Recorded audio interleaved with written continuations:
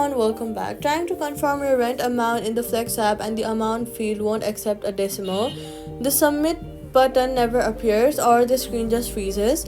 This is a real reported Flex bug. Here's how to work it around. This freeze is most often triggered by a stale app session. So first swipe up and force close the Flex app completely from your recent apps.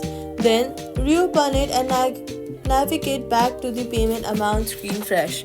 Since the feed often works correctly after a clean reopen, if the decimal issue specifically keeps blocking you, try rounding the amount up to the nearest whole dollar as a temporary workaround and then contact Flex support immediately through the help section inside the app to report the exact amount. Since Flex charges exactly what you enter and your amount must be correct. After force closing, if the screen still freezes, go to the settings app and then go to general, iPhone storage, scroll down and find Flex in the list of apps, tap on it and then tap Offload app. And then go to the app store, search for Flex and reinstall it fresh from here. Clear any corrupted from stale data that's causing the freeze. So all you've gotta do is force close and reopen first. The field usually works on a fresh session.